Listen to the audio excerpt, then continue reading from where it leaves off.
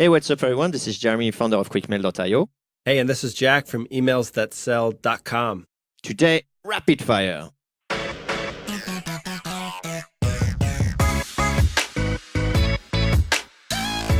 All right, let's jump right into today's rapid fire episode. Number 1, a prospect replied to one of my cold emails asking me to tell him where I got his information. What's the best way to reply? Hey, I love this one because that's usually someone who is a rookie, who's got this sort of like fear that what would happen if someone reply and ask me where I got his data? Yeah, so you're saying it's not a big deal. So first of all, if you're worried, that means maybe you're new to the game. Yeah, I think so. Okay. What do you do, Jack, usually? If somebody, and I get this from time to time, someone will just write back, where did you get my email? And at that point, my goal is to A, answer them honestly, and B, keep the sales conversation moving along. Whatever I write back to them, I'm hoping it gives me a second chance to start a good sales conversation. So I will reply with the honest truth where I find the information, and then go back to the original question I asked in the first email, this time a little bit more personal, just seeing if they would be willing to answer the question or figure out a way to keep it moving so that it's productive. That's right, because at the end of the day, that's a lead, a prospect you sort of validated already. So you may well just carry on the conversation. Number 2, when, if ever, should I use images in cold email? Ooh, I got an answer for this one. In 3 cases. The first one is the image is part of your value proposition. So it could be a picture of a physical product you're selling that is unique, right? And you have to see it. Okay. The story about the t-shirt guy where it has, the company logo on a t-shirt and people have to see it in order to find something special. So when your value proposition is depending on the image. The second one is to compel people to load the image. So something like, hey, here's the picture below. And then people, if they don't have image turned on, they won't see it. So they will turn it on just to see it because, human curiosity. But by doing so, there is no way in Google, Gmail, and other software to actually say just this image. So you basically load everything, including the pixel tracking, which will give you a more accurate deliverability rate. Smart. And third one, just a side note, if you really need your prospect to see it, like the guy with the t-shirt stuff, shameless plug here, but the next version of QuickMail will display the image even though people may have it turned off. So anyway. Nice. That's my three cases. Okay, sweet. I've got 2. One, you mentioned if it's to show a product, but I think the picture should be custom, if at all possible, but relevant all the time. And number 2, if you want to try and use humor, I've seen success with putting in images towards the later end of a campaign when you've sort of tried everything to get a prospect's attention. Funny images sometimes can break someone down and say, okay, you got me, like, let's talk. It happens. Yeah, that's cool. I've seen that also with animated GIF. That's exactly what I'm talking about. Perfect. Okay, moving along. I'm in a really small market. There's less than 1,000 prospects. Should I cold email or should I cold call? I'll take this one, and I imagine we'll have a similar response. Tell me if I'm right. So each prospect is crazy valuable if you've only got 1,000 prospects in your market. So don't limit it to just one, including cold email or cold calling. So send GIFs, meet in person, write hand letters, send crazy customized emails, message them on social media, all of that. All of it, not just one or the other. Yeah, and if you want more on this, episode 90 is for you. Cool stuff. Okay. Should I ever reply to prospects if they say not interested? I guess it depends. If most people tell you they're not interested, then obviously you want to follow up in order to figure out why. Is it your targeting that sucks or your value proposition? Perfect. I guess that's the first thing. If not, and your market is large enough, you could just ignore them because obviously there'll be like more work than anything else. But one of the things that I like to do is what I call it like a sort of mini downsell kind of thing. So you will reply back with something like, okay, I get it, but would it be okay if, I reconnect in a few months to check, if those needs have changed or anything like that. That way you keep the door open and potentially in 6 months when you improve the product or have a new version or something else, you can just let them know. That could be like used as a sort of lukewarm lead. Awesome answers there. I'm going to say no, but make sure to read all these emails. Sometimes there's good feedback in them. And I've got down here, if you're early on in your campaign, feel free to follow up, like you said, Jeremy, and just find out what turned them off about your offer. Was it targeting or messaging, that kind of stuff. It's not a dead end, but it may give you some early feedback to figure out how to move forward, especially if you're getting a lot of those kinds of replies. Okay, we've got a next question. It says, if I want to apply 80-20 principles to cold email, what are the top 1 or 2 things I should focus on? I'll kick this one off, Jeremy. I'm going to say deliverability and your list. That's mine as well, yeah. No way. Amazing. Okay, well, why don't you tell us, why are they on your list? Oh, why? Because if you're contacting the wrong people, then nothing else matters. And if you don't actually reach out to their inbox, then nothing else matters. Brilliant. That's why you should focus on that. Jeremy, that's a genius answer. You must be quite intelligent. All right, moving along. How many people should I contact at the same company before giving up? I think that's in your alley, Jack, so go for it.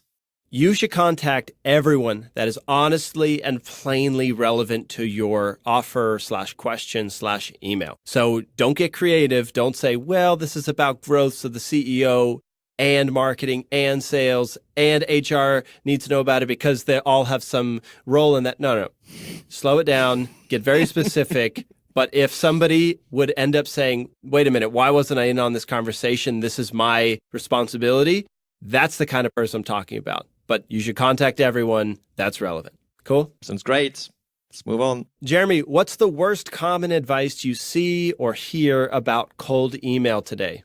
You know what? I'm not quite sure, Jack. I think most of the problems in cold email is just because people ignore the advice, right? Or they don't know it. But, no one will tell them, hey, you should start with dear sir, madam. And yet, that's true. Crazy enough, you still see that. I have a hard time imagining that actually people give those bad advice. I don't think anyone gives such bad advice in my experience. I may be missing something here. So from time to time... Unlike me, Jack. Yeah, okay. So here's a clash. From time to time, I'll hang out in the cold emailing topic of Quora, and I'll be scrolling down, and more often than not, every time I'm going through this list, somebody's asking, when should I stop following up? And if you read some of the responses to questions like that, you'll see the most upvoted answers have send 2 to 4 follow-ups. And if they don't get back to you, move on. I hate that. And I hate it because I know how many positive replies come after the 8th or 10th or even 12th follow-up email. You're leaving your best customers on the table. Why would you do that? Why would you tell someone else to do that? Follow up, guys. It's okay. That's right. But if you're new to the show, we're not talking about bump emails, right? Right. We're talking about proper follow-ups with a new value proposition, a new call to action, something of value. Good point here. Couple more. So this is a prediction. Jeremy, what's the biggest change coming for cold email in 10 years? Oh, gosh. I think there are a few possibilities. I mean, cold email has been there since mailboxes. Yeah. Email's been there for so long, and it's super resilient. But over the years, we've seen more and more things to tackle spams. Yeah. But at different levels, whether it's legality or technicity. I don't see this trend stopping at all. So I'm predicting that things will have probably a new protocols for emails, like we got a Gmail API, for example. So reinforcing or some alternate way of sending emails. It will still look identical for the end users. Yeah. But that will probably allow for more traceability. We see more and more traceability from people using cloud services as well. There is more and more ways of figuring out who is the real service behind those emails. Yeah. So I see more and more traceability, and that could become really, really hard in the future. So maybe some attachment to, real identity and stuff like that may actually be a bit problematic, especially with, Facebook, Google, and Apple just, knowing everything on you. Could be bad. I don't know. I don't see that rosy. Yeah, I'm laughing because I have almost the same thing written down. I'll just read my notes verbatim so that I'm not just full of crap here. So I've got your sender profile. So who's behind an email is going to become more and more transparent.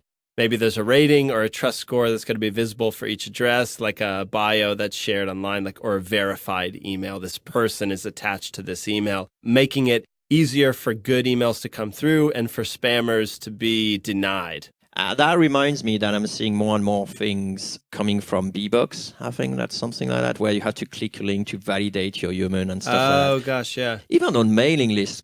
Okay, couple more. Is shorter always better with cold emails? Can you think of a time when a longer email outperformed a shorter one? All right, why don't I kick this off? So, is shorter always better? No, but you have to make sure you can include a reason to reply. But if you can say the same thing shorter, it's going to be better. That's a good thing. And have I taken an email, kept the message essentially the same, just with fewer words and seen it backfire? No. Pithy, clearly written emails have outperformed longer, fluffier ones. Yeah, in terms of cold email and getting response, I think you're spot on. One thing I would say is there is a strong correlation that the longer your email, the less response you're going to get. I think one of the idea behind long emails is because you want to shorten the sales cycle. So that's a possibility. You could effectively get it longer and then decide that you don't want everyone to reply to your emails. So in theory, people who reply will be shorter to the close in your sales cycle. Okay, last question. How long should I do cold email manually before I automate stuff? Jeremy, why don't you kick this one off? Sure. So for me, it's simply you keep on doing it until you can't keep up with follow-ups. Simple as that. Love it. Okay, yeah, I've got a similar response that says basically until you're driving yourself mad, handling replies and getting new emails out the door. Then worry about automation. All right, guys, so you heard it. So you're going to have to vote whether Jack or I stay on the show, because at the end of the day, we are saying the same thing. So that's kind of like annoying.